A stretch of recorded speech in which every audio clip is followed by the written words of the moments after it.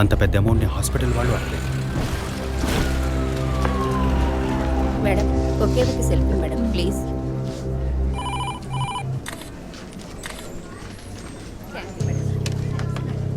Sir మీరు లోపలికి వెళ్ళొచ్చు. Thank you.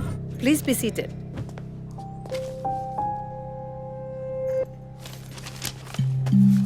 చనిపోయిన అభినయకి బ్రదర్లా అన్నారు. Really it's pity about that girl. Suicide చేసుకోవాల్సిన అవసరం ఏమొచ్చింది తనకి? ఇంకో 5 months లో పండంటి బిడ్డ చేతిలో ఉండేది. ఆర్టిఫిషియల్ ఇన్సెమినేషన్ మూలంగా పిల్లల్ని కనడం నిజంగా సేఫ్ అంటారా డాక్టర్? అంత మాట అన్నారేంటి? ఇక్కడ రిస్క్ అనే మాటకి చోట్లేదు. మీ వదిన చనిపోయిందని మీరు ఇలా మాట్లాడడం చైల్డిష్ గా ఉంది. మా వదిన మాత్రమే కాదు, ఆర్టిఫిషియల్ ఇన్సెమినేషన్ చేసుకున్న ఇంకో 3 చనిపోయారు. ఇది చైల్డిష్ గా ఉంది కదా? ఎక్స్క్యూజ్ మీ, మీ వదిన గురించి అడిగారు, చెప్పాను. ఎందుకు అనవసరంగా వేరే వాళ్ళ గురించి అడుగుతారు? పోలీస్ అంటే అడిగి తీరాలి.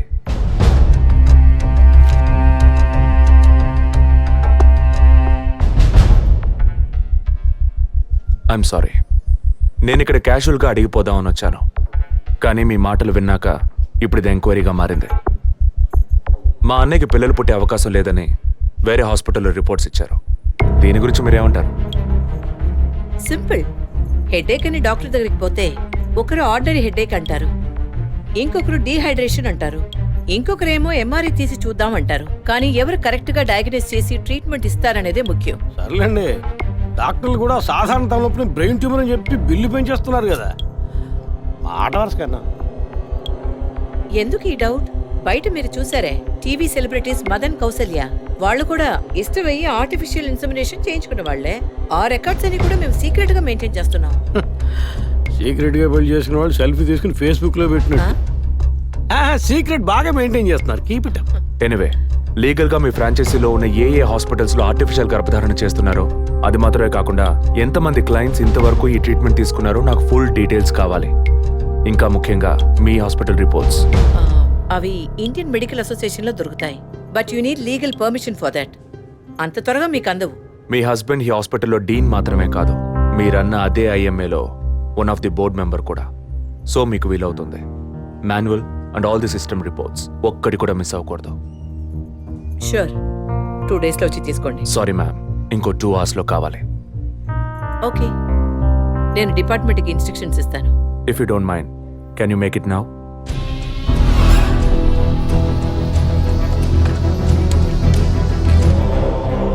మన హాస్పిటల్లో ఏ ట్రీట్మెంట్ చేయించుకున్నా all patients full details send me immediately. Thank you doctor. ఫర్దర్గా ఎప్పుడు ఏ డీటెయిల్స్ కావాల్సి వచ్చినా మిమ్మల్ని కాంటాక్ట్ చేస్తాను. షూర్.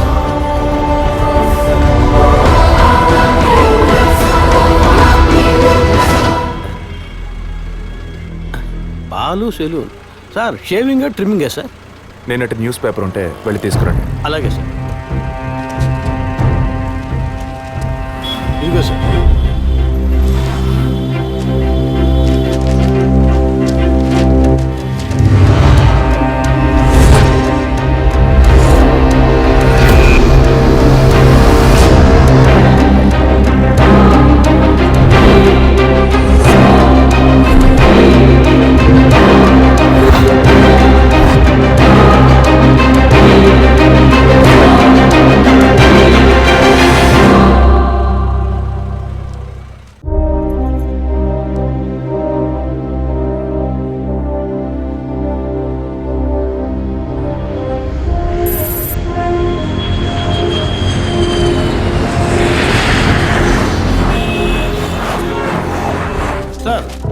వరం హాస్పిటల్లో ఆర్టిఫిషియల్ ఇన్సెమినేషన్ ద్వారా గర్భవతులైన అందరినీ విచారించారు సార్.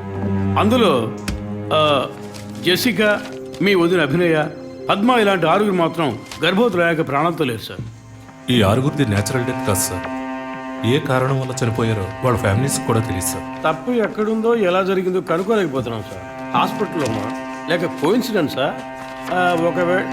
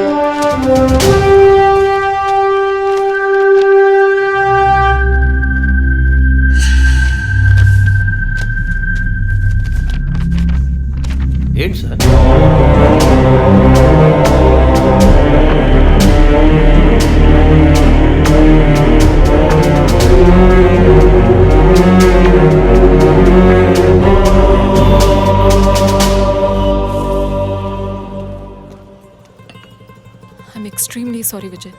ఆ రోజు మీ వదిన గురించి నా ఫ్రెండ్ చెప్పింది నీకు చెప్పాను. అయినా తప్పే. నేను జెసికా కేసు విషయం మీద తిరుగుతున్నప్పుడు వదిన నన్ను ఎగతాళిగా అడుగుతూ ఉండేది, ఇదేమంత పెద్ద కేసు, కావాలంటే నేను హెల్ప్ చేయనా అని. ఇప్పుడు వదినే జెసికా కేసులా అయింది. ఇప్పుడు వదిన కేసు ఆధారంగా ఈ 4 చావులకి కారణం కనిపెట్టగలమా మనం? 23. అదే దీనికి సమాధానం చెప్పాలి.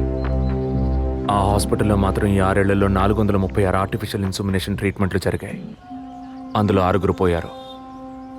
వీళ్ళు మాత్రమే కాకుండా మిగిలిన వాళ్ళ ఫైల్స్లో 23 అన్న కోడ్ను ఉపయోగించారు.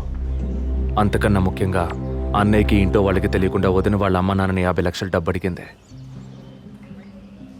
అన్నయ్యకో హాస్పిటల్కో అవసరం ఏమాత్రం లేని ఆ డబ్బు ఎవరో 3వ వ్యక్తికి అవసరమైంది.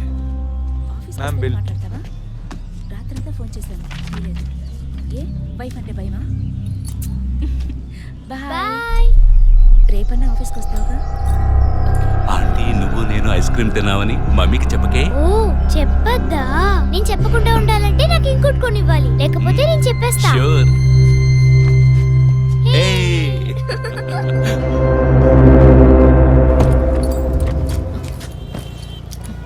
నీకు అర్జెంట్ కాకపోతే నన్ను స్కూల్లో కొంచెం డ్రాప్ చేస్తావా?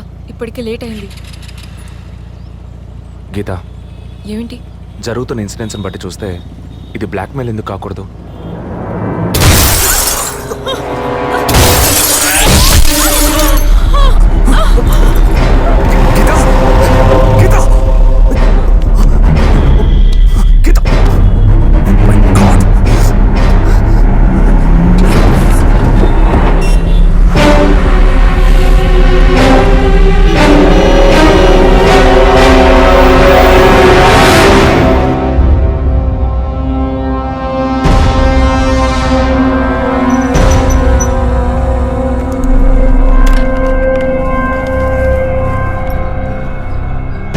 పోలీస్ వాళ్ళ ఇంటిని ఒంటిని టచ్ చేయొద్దని అప్పుడే చెప్పాను, విన్నావా? అందుకే ఇటువంటి సెంటిమెంటల్ ఎమోషన్స్ని డబ్బుని ఒకటిగా కలపకూడదనేది. టచ్ చేయటం తప్పు కాదు, వాళ్ళిద్దరిని ప్రాణాలతో వదలటమే తప్పు. నువ్వు వదిలేసి నన్ననకు. అయితే ఇది పూర్తయ్యేదాకా టీవీ టార్గెట్ని పక్కన పెడదాం. వద్దు, వన్స్ టచ్ చేసాం, బిగ్ టార్గెట్. ఈ అమౌంట్ ఇంకో 2 రోజుల్లో మన చేతికి రావాలి. ఎవ్వరిని నమ్మొద్దు, నువ్వే పూర్తి చేసి చూపు. Got it? Okay.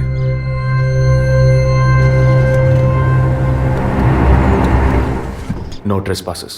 Proper ID card లేకుండా ఎవరిని లోపలికి రానివ్వకండి. Okay sir. Including doctors. Yes sir. Thank you. Okay sir.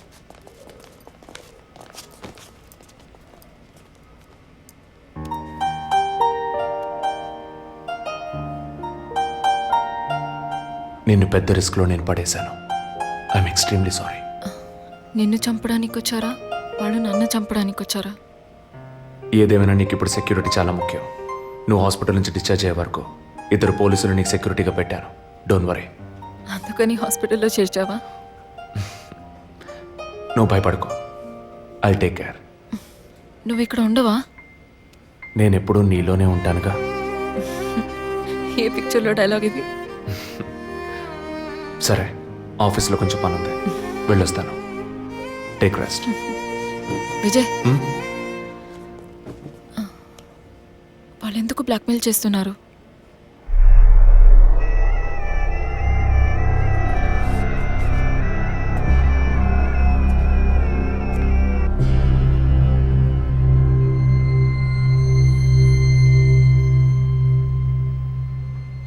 నా కడుపులో పెరిగే బిడ్డ మీద ప్రమాణం చేసి చెప్తున్నాను, నేనే తప్పుడు పని చేయలేదండి. నన్ను నమ్మండి ప్లీజ్, నన్ను నమ్మండి.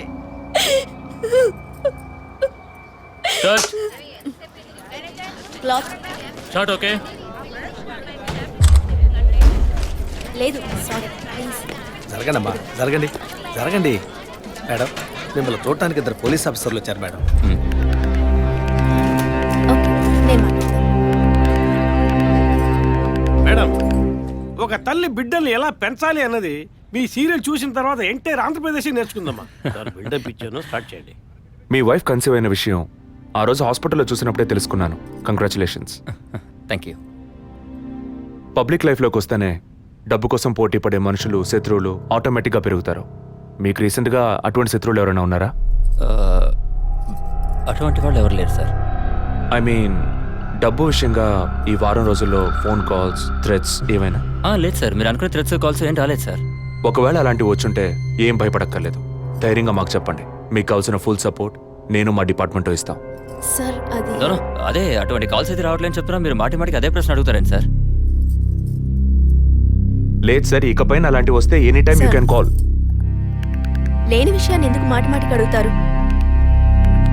వి need some privacy.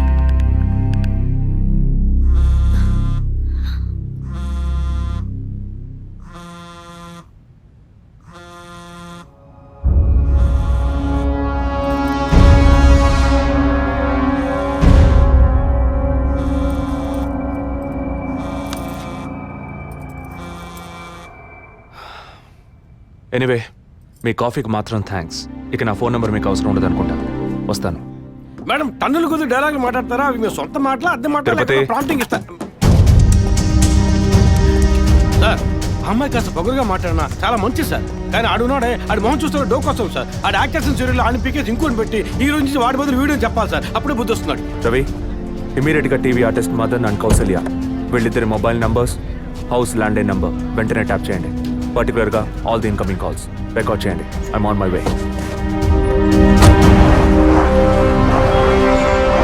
Sir ya, good evening sir. Good evening. Sir మీరు ట్రాప్ చేయమన్న నెంబర్కి 5 నిమిషాల ముందు ఒకే ఒక్క కాల్ వచ్చింది సార్. దాన్ని రికార్డ్ చేసి సేవ్ చేసి ఉంచాను సార్. ఎందుకు ఫోన్ తీయలేదు? షూటింగ్లో ఉన్నాం. ఇస్తానండి. ఇస్తాను అంటే సరిపోదు. ఎప్పుడు ఇస్తావు? సారీ, ఇవాళ షూటింగ్ క్యాన్సిల్ చేయలేకపోయాం. రేపు బ్యాంక్ నుంచి డ్రా చేస్తాం. ఏ bank? State Bank of India. ఇల్లు టీ నగరేగా? అవును. డబ్బు తీసుకుని కారులో ఎక్కేటప్పుడు ఫోన్ వస్తుంది. అలాగే. మాట్లాడిన డీల్ మర్చిపోయి పోలీస్ అది ఇదేని యూటర్న్ చేసావో నీ స్టేటస్, ఇమేజ్ అంతా అడ్రస్ లేకుండా పోతాయి. నో, అలాంటిదేం జరగదు. తప్పకుండా ఇస్తాం. సార్ 45 సెకండ్సే మాట్లాడారు. సో ఈ కాల్ని ట్రేస్ అవుట్ చేయడం కష్టం సార్. సార్, ఒకటి బ్యాంక్ బయట తీసుకోవాలి, లేదా ఇంటి లోపల తీసుకోవాలి సార్. బ్యాంక్ అయినా ఇల్లైనా ఈ రెండు ప్లేస్లు వాళ్ళకి సేఫ్టీ కాదు. ఇంటికి వెళ్ళే దారిలోనే వీళ్ళ డబ్బు కొట్టేయాలనేది వాళ్ళ టార్గెట్. అది ఎక్కడనేది మళ్ళీ వాళ్ళు ఫోన్ చేస్తే గానీ మనకు తెలియదు. అసలు వాళ్ళ బ్లాక్మెయిల్ మోటివ్ ఏంటో తెలియట్లేదు సార్. లాస్ట్ 10 సెకండ్స్ రివైండ్ చేసి ప్లే చేయండి. Okay sir. మాట్లాడిన డీల్ మర్చిపోయి పోలీస్ అది ఇదేని యూటర్న్ చేసావో నీ స్టేటస్, ఇమేజ్ అంతా అడ్రస్ లేకుండా పోతాయి.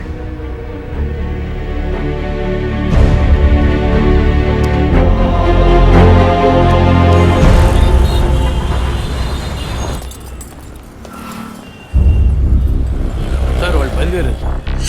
ఓకే సార్ వాళ్ళు కారికేట్ సార్. Guys, get started. డిపార్ట్మెంట్లో డబ్బులు తీసుకోమ్మా.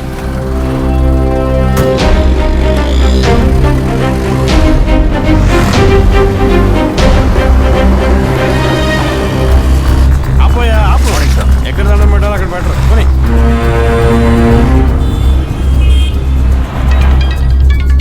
సార్, మొదటి నెంబర్కు కాల్ వస్తుంది సార్. Connect call. సార్, నేను కాకినాడ నుండి రమేష్ మాట్లాడుతున్నాను సార్. నేను మీ పెద్ద ఫ్యాన్ సార్. పోయిన వారం సీరియల్లో మీ యాక్షన్ చూసి ఏం చేశారు సార్? మేడం గారు అయితే క్యారెక్టర్లో జీవించేశారు సార్. వచ్చే ఎపిసోడ్లో మీరు మీ ఆవిడ ఉంటే నాతో చెప్పండి సార్. అప్పుడే నేను మీతో మాట్లాడేట్టు మా ఆవిడ నమ్ముతుంది. మా ఆవిడ మీకు వీరాభిమాని సార్. సార్, వచ్చే వారం మీ ఆవిడ ఇంట్లో ఉంటుందా, లేక కోపం వచ్చి ఇంట్లో వెళ్ళిపోతుందా? ఏంటి మీరు అనేది? సీరియల్లో సార్. డివోర్స్ ఇచ్చారని చెప్పండి. Madam madam madam Tirupati, U turn తీసుకొని వెయిట్ చేయండి. కొంచెం ముందుకు యూటర్న్ తీసుకో.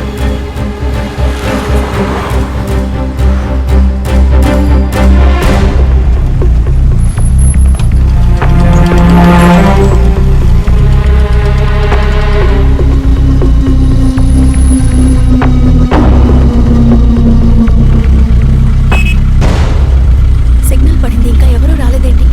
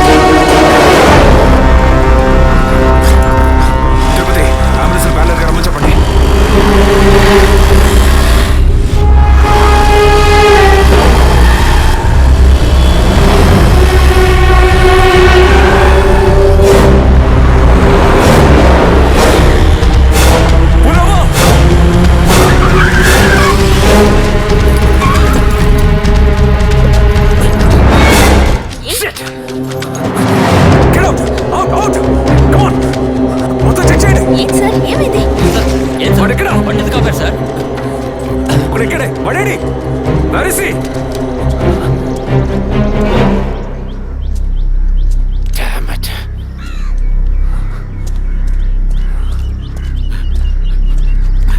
అటెంప్ట్ ఫెయిల్ అయింది సార్. లేదు.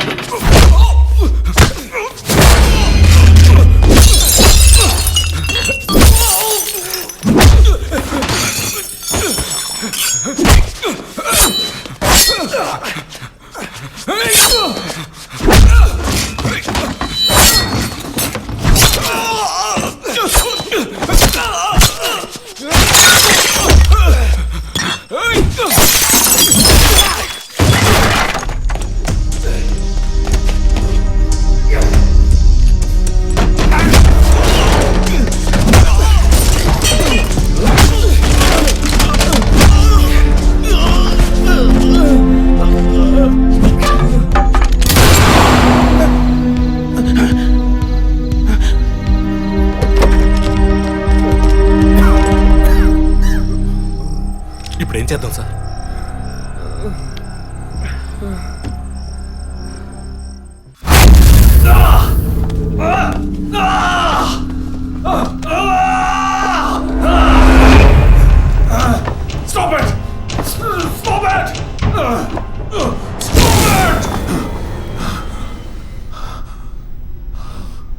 డిపార్ట్మెంట్లో ఒక ఆపరేషన్ అంటే ఎప్పుడు 2 ప్లాన్స్ ఉంటాయి.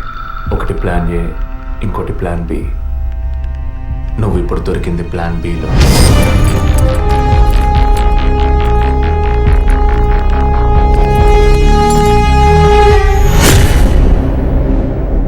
చెప్పు, ఎందుకు బ్లాక్మెయిల్ చేశారు?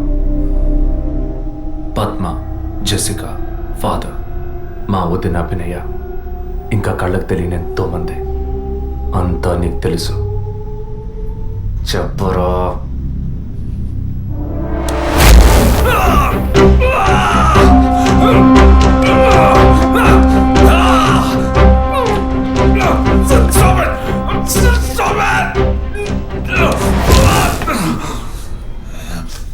రికార్డ్.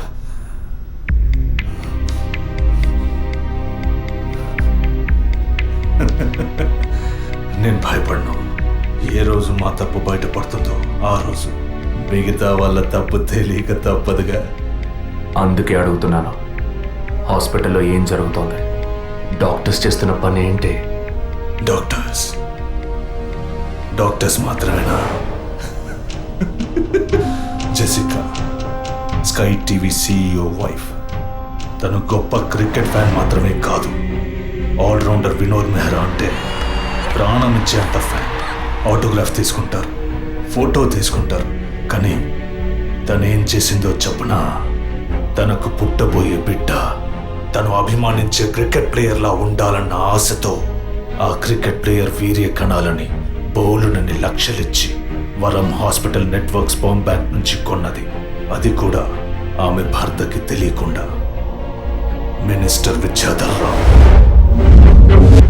తను ఒక్కగానొక్క కొడుక్కి తండ్రి అయ్యే అవకాశం లేదని, తన కొడుక్కి వారసుడు కావాలి, తన రాజకీయాలకి వారసుడు కావాలన్న స్వార్థంతో, కోడలంటే కూతురు లాంటిదన్న జ్ఞానం కూడా లేకుండా తన వీర్య కణాలనే. తప్పు ఎవరిది? అధికారం అడ్డు పెట్టుకుని అరాచకం చేసే వాళ్ళని అడగద్దంటావా? అడుగుతాం. డబ్బు ఇవ్వమని అడుగుతాం. నిజం విన్న ఫాదర్ని, నిజం చెప్పిన జెసికాని అంతం చేశాం. మంత్రి మా మాట వినకపోయేసరికి ఆయన కోడలు పద్మావతి దగ్గర గుర్తు విప్పాం. తనేం చేసింది? సూసైడ్ చేసుకుంది. డాక్టర్, జెసికా, మినిస్టర్, ఇప్పుడు వాళ్ళు తప్పు చేశారని అనుకుందాం. మా వదినే తప్పు చేసిందిరా. చెప్పక తప్పదా?